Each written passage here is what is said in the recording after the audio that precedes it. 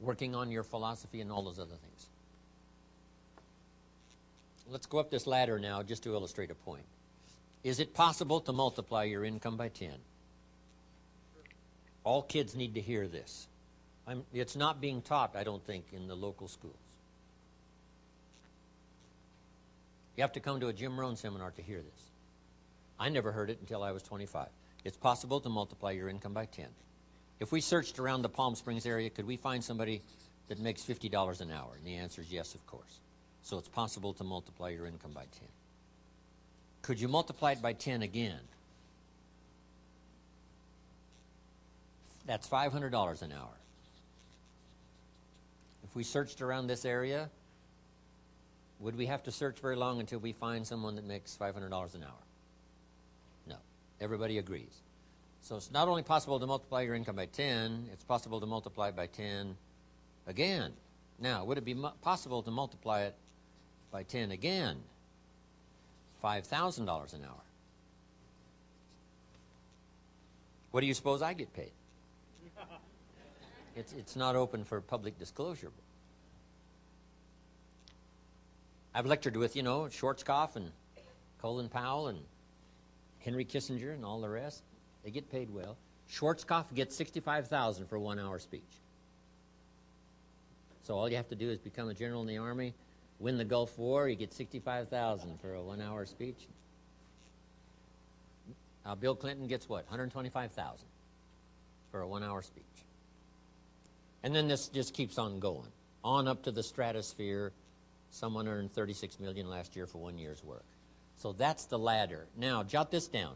To climb this ladder as high as you wish. And you got to underline the word wish. Because part of your future now is what you wish and what you want. How much property will they let you own in America? As much as you want. This is wish-want country. You've dropped into the right place. As much as you want, as much as you wish. And not to have any, when you live in a country where you can have as much as you want and as much as you wish, wouldn't that be puzzling to people outside the country? As much as you wish. To climb this ladder as high as you wish in terms of bringing value to the marketplace and becoming valuable to the marketplace as high as you wish. Here's all you have to do, and Don and Greg heard it all those years ago, and it's a simple analysis, but it's so true. Here it is. One more time. Learn to work harder on yourself than you do on your job.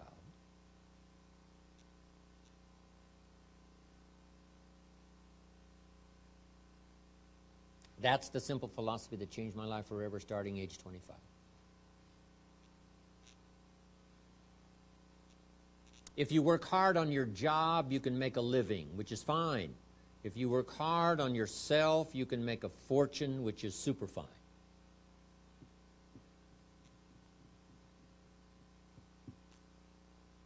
Everything changed for me when I understood this philosophy.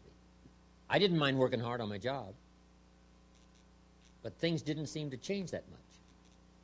Then I started working hard on myself to qualify. So let me put it in a philosophical phrase now. This is worth the price of whatever it costs for you to be here today. Here it is. Success is something you attract by becoming an attractive person. Success is not something you pursue. It's something you attract by becoming attractive. Here's what we teach in leadership. To attract attractive people, you must be attractive.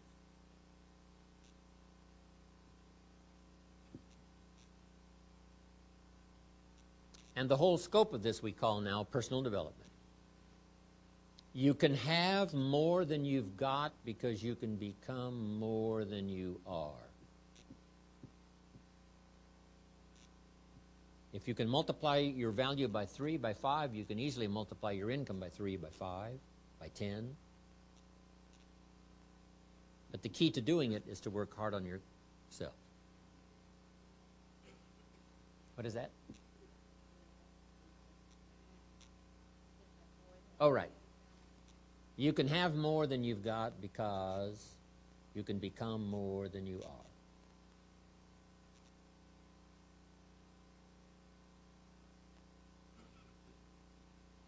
Now, that's why I mentioned this personal development part is learning multiple skills. If it would serve you, multiple languages, okay? Working hard on yourself.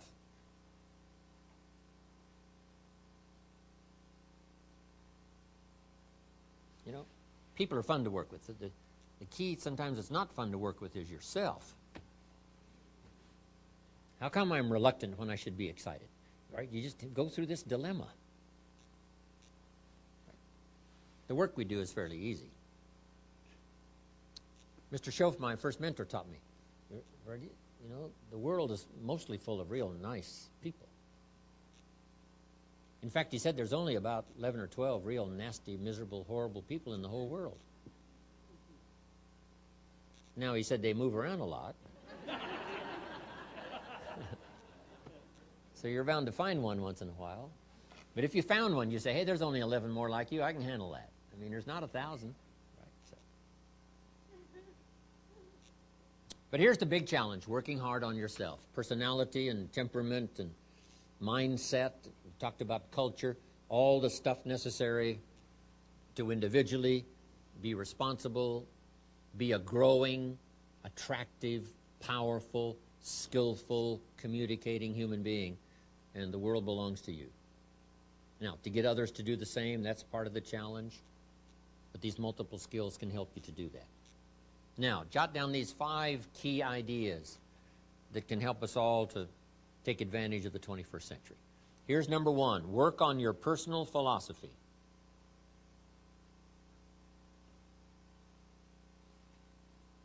Your personal philosophy is like a guidance system. Personal philosophy, a guidance system.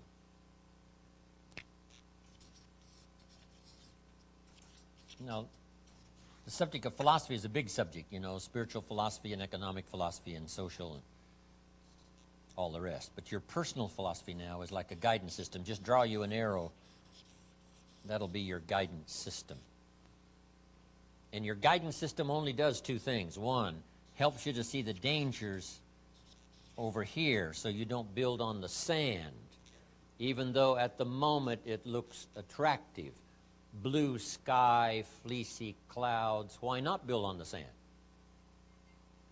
See, you just have to get smarter and smarter at that, not to do that. Now, your guidance system also helps you to find the opportunities over here. And this is what the drama of life is all about. Danger riding side by side with opportunity. Los Angeles, a place for the most extraordinary opportunity probably in the world, side by side with danger. In Los Angeles, when the light turns green, you better not go.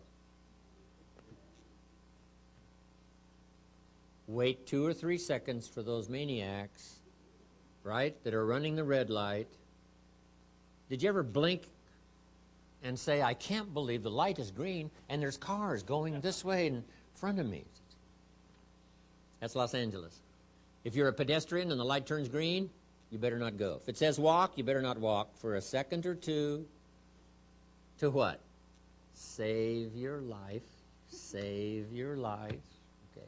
Danger and opportunity, side by side. Learning to understand one so you can avoid it, how to cash in on the other. Now, jot this down because it's got to be taught early. The guidance system must start early. When a child goes to school, they've got to have a good guidance system working so they can spot the dangers to their health, the dangers to their person, the dangers to their thinking, the dangers to their future. Early, this system has to start. From early training, ideas, information, parents, teachers. And the temptation is always there. When I was a little kid growing up, I saw this cartoon of a little boy with a little devil on one shoulder and a little angel, right, on the other shoulder, both whispering in his ear. The little devil says, go ahead and do it, it'll be okay. Little angel says, no, no, no, no, no, no, won't be okay, no, no, no. Yes, yes, go ahead, you can get by with it this time. No, no, no. What is that? It's called high drama. This is high drama. Every day of our life we are tempted. Cross the line, tempted. Run the light, tempted. Sometimes it could be fatal in a moment. Here's a father who loves his family. He's a respected citizen of the community. He's got a thriving business, but he's late for an appointment, and he's pushing it in Los Angeles. And the light turns red, and the voice says, go, you can make it this time. Besides, you're late, go. And now he's dead. This is not an evil man. This is not a bad man. This is a careless man who in just a moment of thoughtlessness loses his life. So everybody's guidance system has got to be alert and working.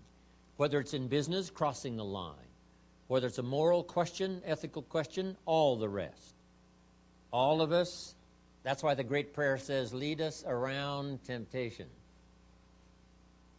Help us to manage this dangerous side. And then it just goes on and on. This is part of the great drama. The spoiler and the creator.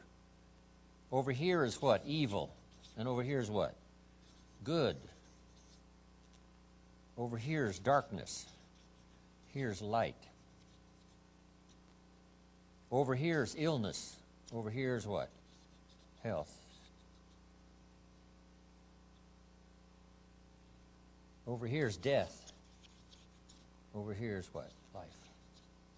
Here's tyranny. Liberty. Why this drama? Because it's the only way to create a human drama. So make this note. One of the best I have for the day. Here's what it seems like. Opposites are in conflict and we are in the middle. That's the game of life. Whether it's in business, whether it's home, social, marriage, personal, friendship, health, no matter what it is. It's the drama.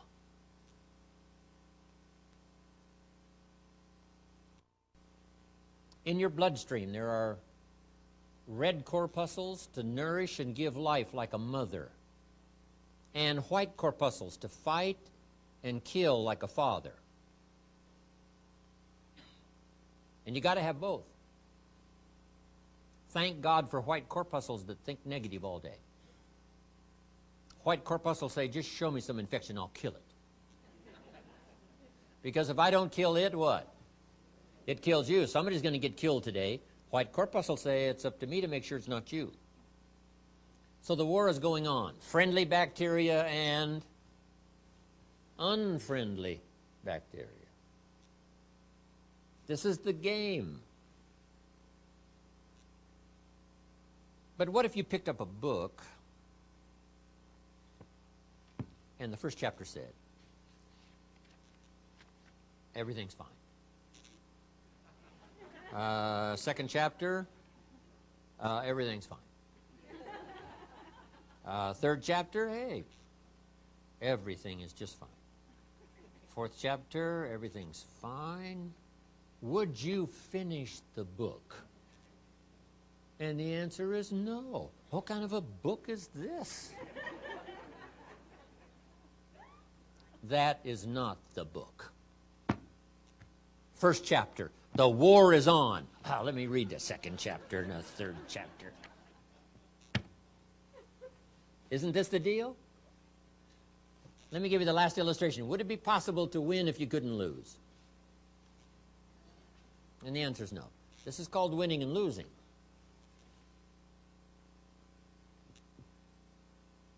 What if you put a football under your arm and we all went with you to the nearest football stadium and you, with this football under your arm, crossed the goal line? Would we cheer and call it a touchdown? No.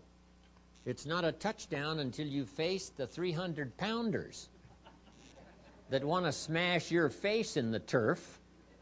And if you can muscle by them and dance past the secondary and then cross the goal line, we'd cheer and call it a touchdown and maybe a championship. But not without the contest. So it looks like God started this whole thing with the angels. A third of them rebelled, and he threw them out, and that started what we call high drama. And the high drama continues today between the spoiler and the creator. And all we have to do now is figure out in our business, social, personal, economic, daily life how to multiply all life systems by 2, by 3, by 5, by 10 by following a few simple guidelines. One is understanding, first of all, philosophy being like the set of the sail on a sailboat. The winds are always blowing, contrary winds and political winds and social winds, and familiar winds and unfamiliar winds, and upside-down winds and storms like hit Florida. So the wind is always blowing. But to get to your dreams and the things you want for yourself and for your family and the money and all the rest, you don't have to curse the wind. All you have to do is set a better sail. And that's what sermons are for. Lyrics from songs, dialogue with conversation with friends. And that's what classes like this are for, is to help keep setting better sail so that no matter what happens in 2005, 2006, 7, 8, 10, you will get so good at setting sail that no matter what winds blow, it still takes you toward your destination. That's called the high drama and the game of life. That's it. Making sure you're not building on sand. Making sure your casa grande is built on the rock. It starts with personal philosophy. Now, to develop personal philosophy, and only humans have this remarkable ability. Every life form seems to be driven by instinct and the genetic code, except human beings. In the winter, the goose flies south because he's a goose. What else could he do? But not true human beings. Human beings go north, south, east, west, all by choice. Human beings can live one way for 5 years, tear up that script, live another way for the next 5 years. You can tear up the old script and design a new one, starting at this convention. And you can change a little, or you can change a lot.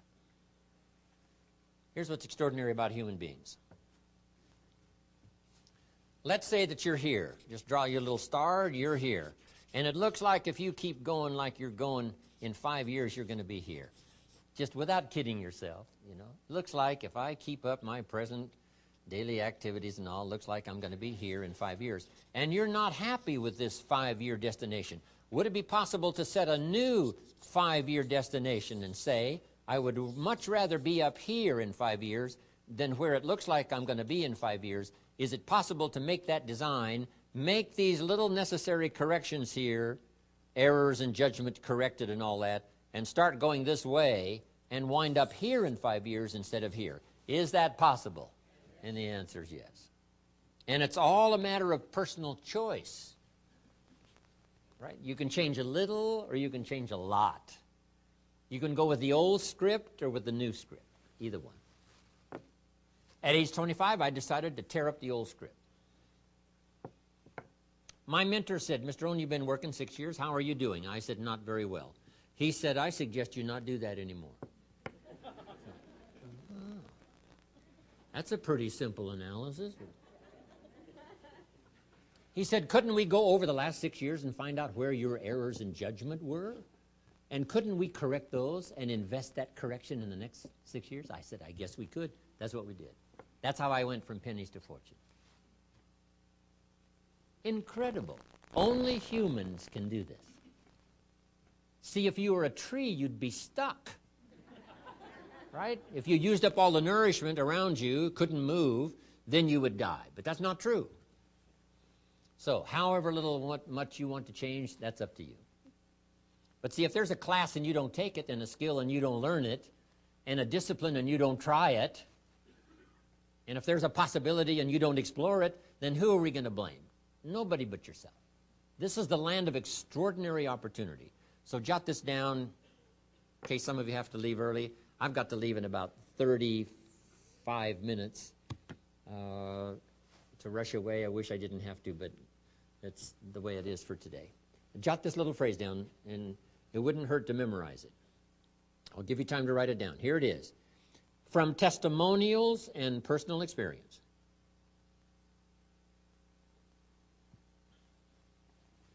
From testimonials and personal experience. we have enough information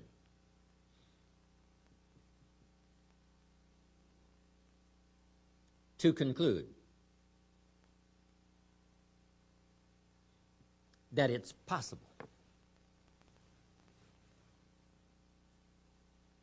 to design and live an extraordinary life. It's possible to design and live an extraordinary life.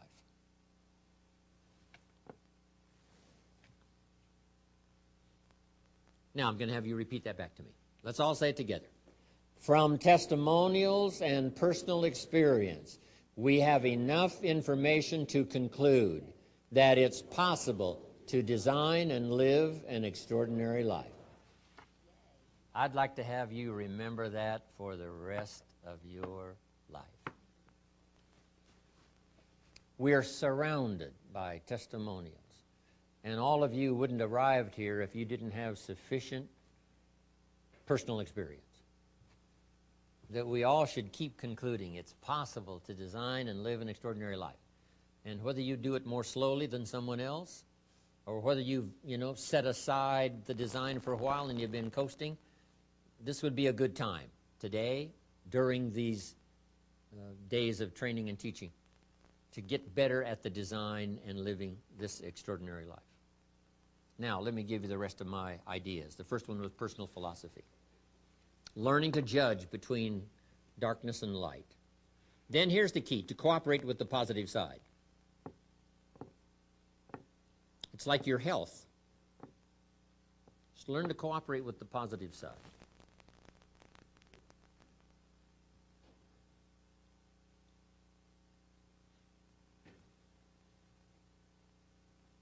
But what if the body calls for a banana and the guy sends it a Budweiser?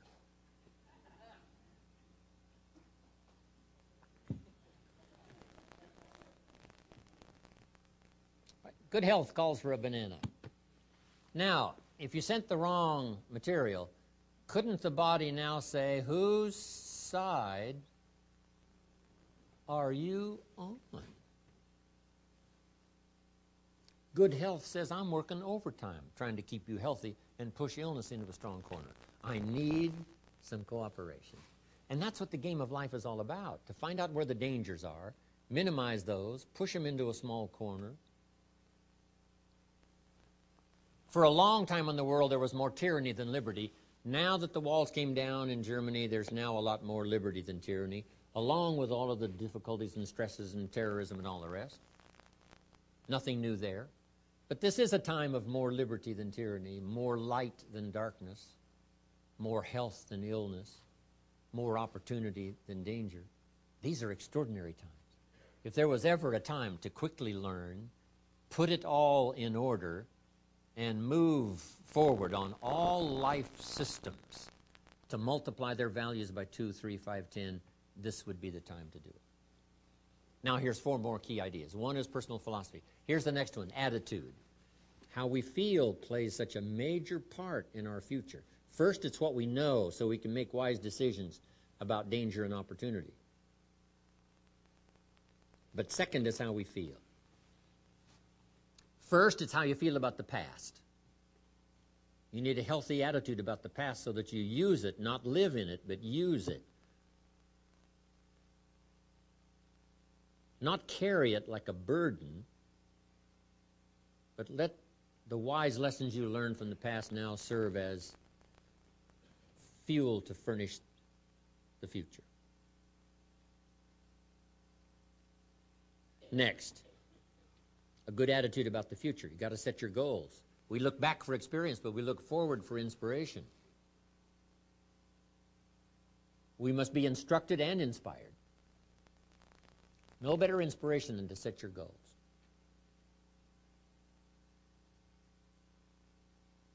I started this process when I was 25. Literally rocked my world, changed my life. I had no idea it was so simple. Here's how simple it is. Decide what you want, write it all down. Make a list of the people you want to meet. Make a list of the books you want to read. Make a list of the classes you want to take. Make a list of the skills you want to learn. Make a list of the cities you want to visit. Make a list of the investments you want to have. Just make these lists. Here's the next key now. Start checking them off. Put a lot of little things on some list so you can start checking off something right away. That's part of the fun. Here's what's next. If you check off something major, celebrate, because that inspires you to make a longer list of goals.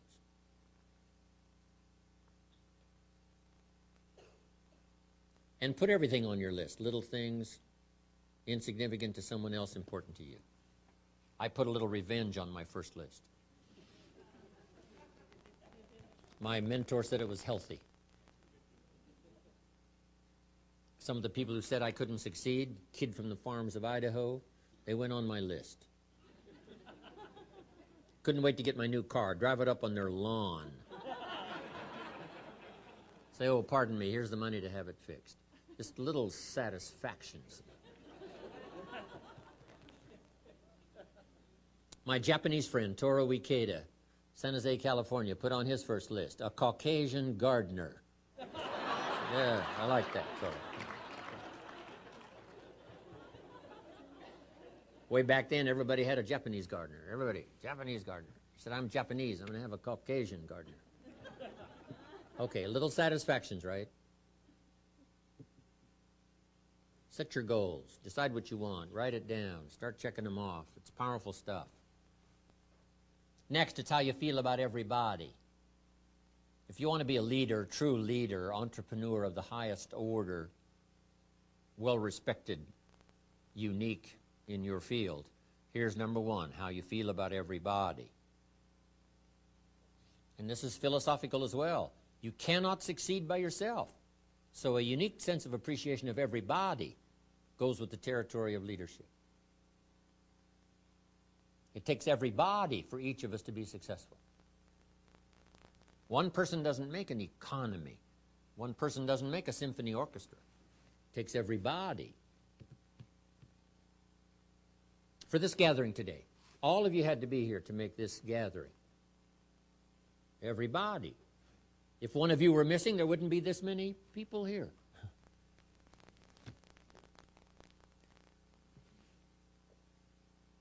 Everybody to make something work. For the office. Whatever. The enterprise takes everybody. The gift of America is everybody who came over the last 200-300 years, bringing with them their gifts. No country has become such a depository of the gifts of the world like America has over the last 200-300 years. People coming, bringing their gifts. Gift of language, gift of learning, gift of politics, gift of government, gift of medicine, gift of healing, gift of music, gift of the work ethic. All this came in steady streams from all over the world, making us unusual because of the gifts that were brought. And to understand that and appreciate it now gives you open access to the market that's available to make your fortune. Now what I love to do is go back where these gifts came from.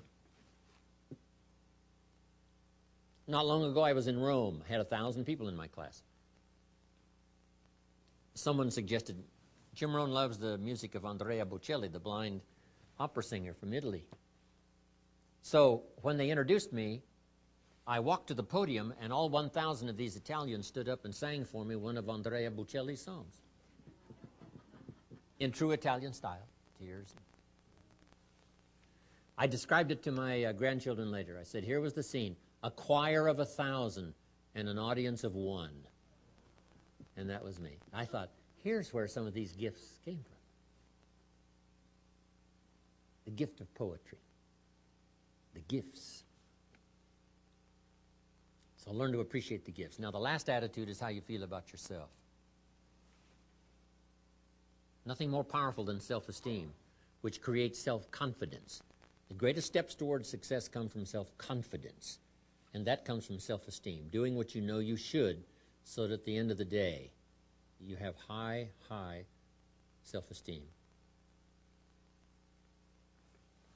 That's attitude. Now here's the third of the 5 ideas. 1 was personal philosophy, 2nd was attitude, number 3, activity.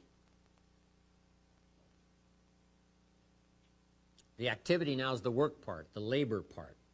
The old formula says 6 days of labor, 1 day of rest. Don't rest too long. The weeds take the garden. But here's what else to remember about the 6 days of labor. They are miracle working days. That's how you turn nothing into something.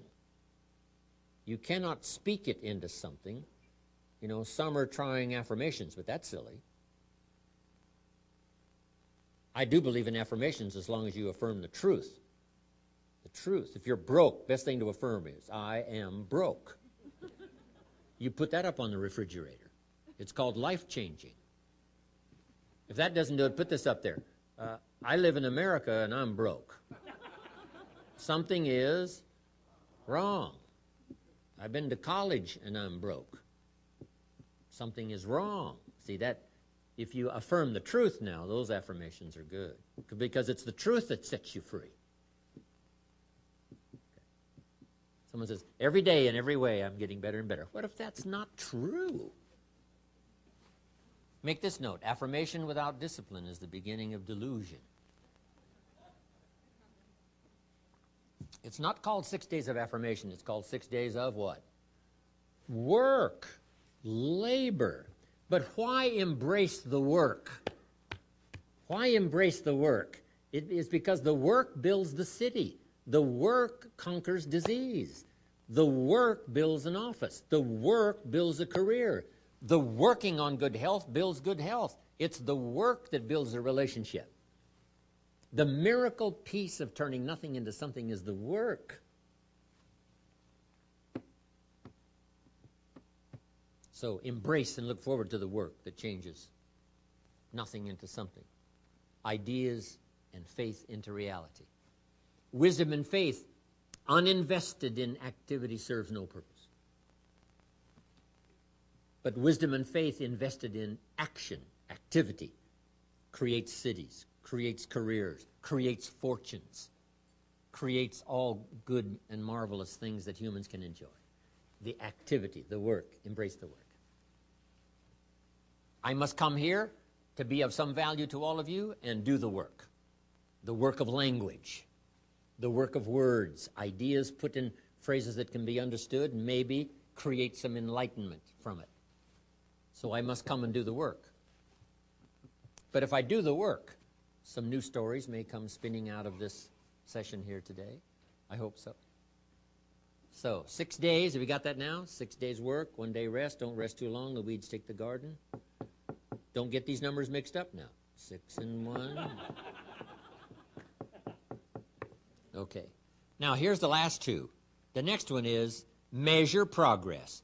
Because if you're going to play the great drama game of life, the key is to keep measuring progress to see how you're doing.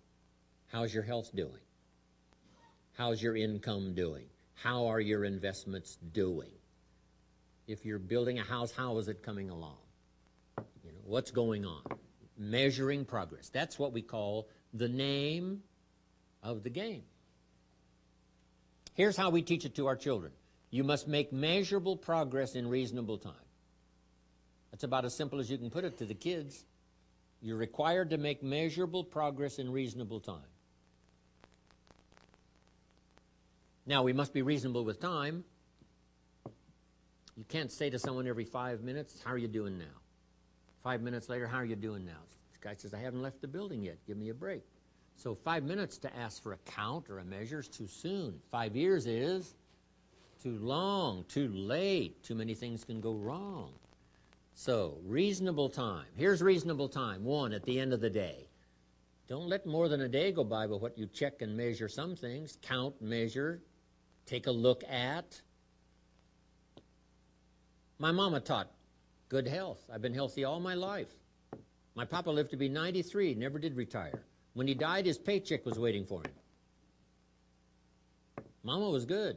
Mama said, an apple a day, not once in a while, apple a day.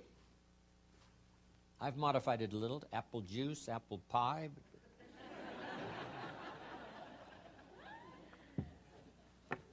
Mama said apple a day. So at the end of the day, check off. The old prophet said, if you're angry, try to solve it before the sun goes down. Don't carry it over for another day. Tomorrow it might be too heavy to carry. A conversation a father should have with his daughter today, because the magic is there. If he waits till tomorrow, the magic could be gone. Today, a reasonable time to count, how are you doing? You have how many properties now? Right? It's been 6 months. You have how many now? It's been 1 year. Now you have how many? It's been 2 years, and now you have how many? How many? It's the key. Count. Count. It's the deal. Success is a numbers game. How many years do you want your child to spend in 4th grade? Approximately. About what? One grade, 1 year. Progress, 1 grade, 1 year. And you've got to set up your own measuring system. Don't wait for somebody else to do it. You set it up. Because society doesn't require you not have a heart attack. That you must require of yourself. Society doesn't demand that you build a financial wall around your family nothing can get through. That you must demand of yourself. So the government's not there to measure. Society's not there to measure. You must be responsible enough to measure yourself. How are you coming on this financial wall around your family? Nothing can get through. How are you doing? And whether it's a few pounds to lose, or whether it's a financial wall, or whether it's a growing office, whatever it is, find some ways to measure so you don't become disillusioned, thinking, oh, it looks okay, when it really isn't okay. Measure, check. Measure, check. It's the game to play.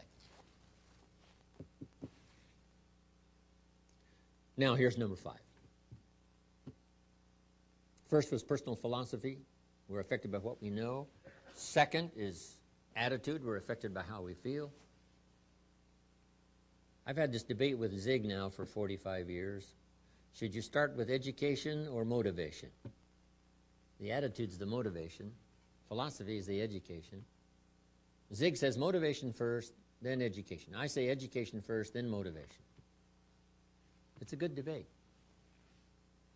I say, Zig, if a guy's an idiot, you motivate him. Now you got a motivated idiot.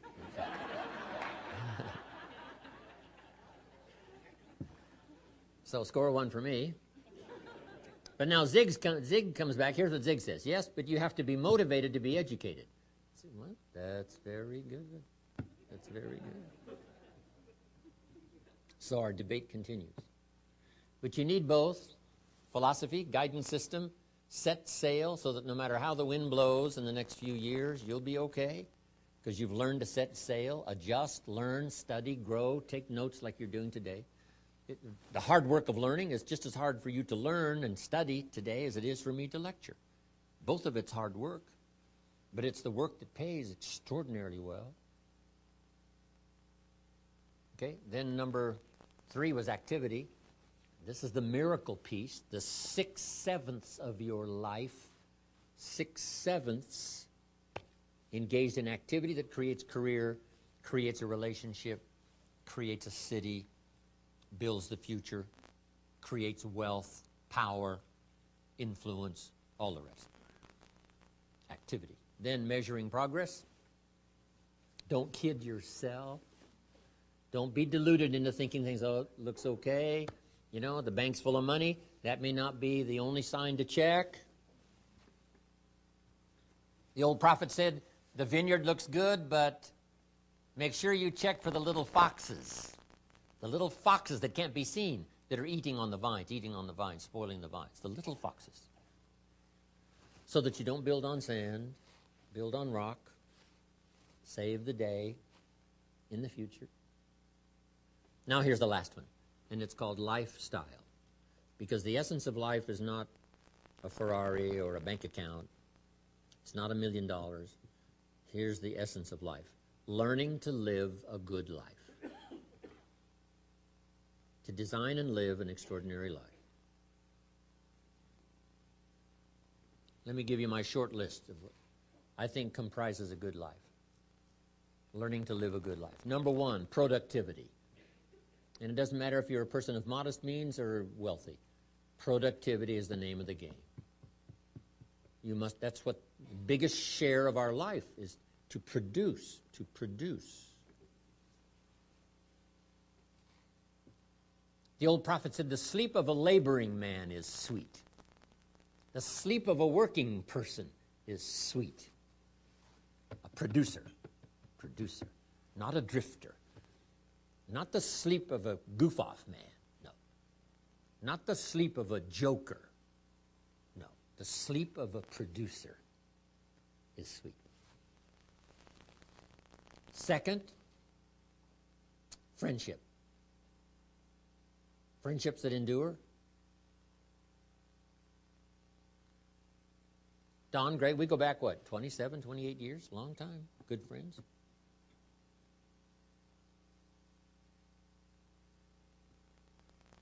Friends are those wonderful people who know all about you and still like you, right? Those are good friends. Next now is your heritage. Keep that alive, because that's what makes America great. The gifts that came from all over the world. Still in service, still in display. The costumes and the customs and the language and the poetry and the literature. All that made America great that came from all over the world. Deposited here. Keep that alive and growing. Language, music, customs, fiestas, all the good things that come from your culture, your heritage, that keep America lively, unique. There's nothing like it in the history of the world. 6,000 years of history. Makes us strong, makes us powerful, makes us the envy of the world. Next is your spirituality. Whatever you might believe about spirituality. I've got 3 words for you to consider. Jot these down. Remember them forever. Number 1, study. Whatever your spiritual persuasion, study it. Don't leave it unstudied. Don't leave your spiritual heritage unstudied. So study. Number 2, practice. Don't leave your spirituality unpracticed.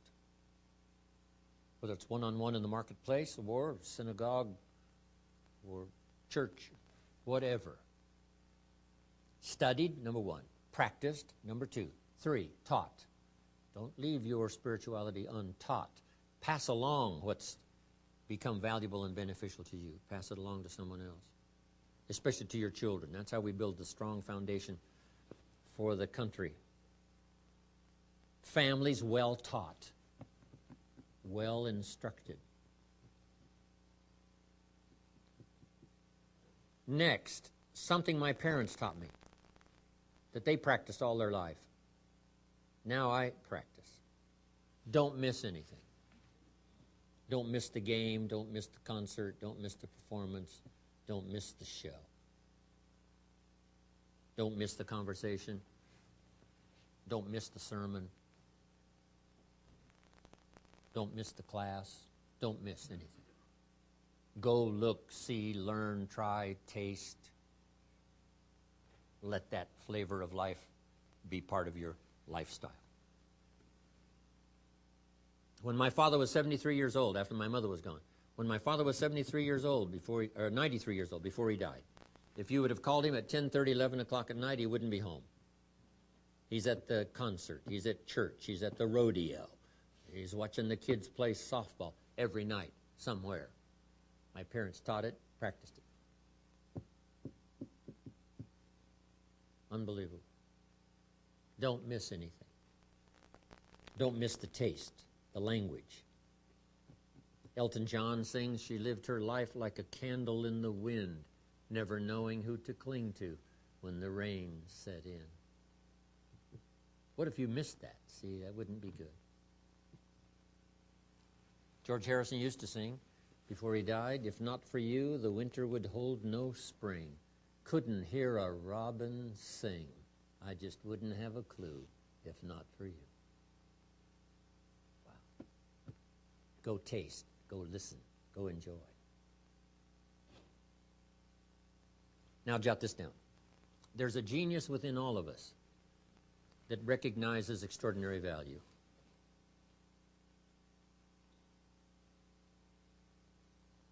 Besides Greg and Don and, you know, Tony and a whole long list of others, Mark Hughes, some of my claims to fame, a name maybe you might recognize, Ann Geddes. Does that name ring a bell? Especially for the women? She takes photos of these little babies in different settings, right? That's Ann Geddes. She started attending my seminars like this in Australia 26 years ago. And she says, Jim Rohn's seminars changed my life. She's been to the 2-day weekend seminar and all the rest. I got to know Ann and her husband. Now she's really famous and rich. We were celebrating her extraordinary visit to New York with a friend of mine. We were in New Zealand. And Ann and her husband and Terry Butler, a friend of mine in Australia, and myself, the four of us, were celebrating Ann's New York success. And Terry found a bottle of Chateau Yquem, one of the finest wines in the world. I know he paid about $600 for it, which was New Zealand dollars, probably about $400 maybe, American money. But anyway, nice bottle of wine, $400. For the four of us to share. Now, we probably, and I'm sure we did, hope that no one we knew came by. It's just one of those things, right? Because there's only four and there's only one bottle. But anyway, if you would have come by, I'm sure we would have let you taste this wine. And if you would have tasted this wine, here's what I'm sure you would have said. I'll bet this wine costs $400 a bottle. That's what you would have said. Something called the genius within would have recognized something extraordinary, even though you're not a wine connoisseur. Something would have told you. That's what poetry's all about. Somebody that puts the words together and you say, wow, that is extraordinary. That is fine. Music, language, conversation. Learning to recognize the extraordinary and the fine. So I'm asking you to do that. Go see, go look, go taste, go enjoy. Now, one last thought. And my time of departure has finally arrived, and I have to slip away. I wish I could stay and visit and the rest of the day, but I do have to go. Here's the last part. God says, now I'm an amateur on God, but here's my best shot. God says, if you will plant the seed, I will make the tree. Probably one of the best arrangements ever. What if you had to make the tree? See, that'd keep you up late night trying to figure out, how do you make a tree? God says, no, don't worry about that. I got the tree stuff down. But I've always wanted, I didn't want to be alone. That's why I created all those angels, even though the big drama occurred. I still like to work, right, with humans that are interested in working together. So let's work together. And I think that's the deal. God says, you plant the seed, I will make the tree. So here's my last bit of language, and it says, we have a chance to participate in the working of miracles. We have a chance to participate in the working of miracles. Part of it is the work of our hands. Part of it is the work of our language. Part of it is the work of a soul that cares. Part of it is the work of a compassionate heart. Doing extraordinary work that affects other people's lives in building enterprise, fortunes, future, communities, church. We do good work. So, God bless America in our journey into the future as we do our work to contribute to society, and hopefully it'll all help us to do incredible things as a country to compete among the nations of the world so that America can continue to bless the rest of the world. But thanks to Greg and Don one more time for inviting me for a chance. Next time I see you, my therapy will be complete, and I will be back to 100% physically. And until then, God bless. See you next time. Thank you.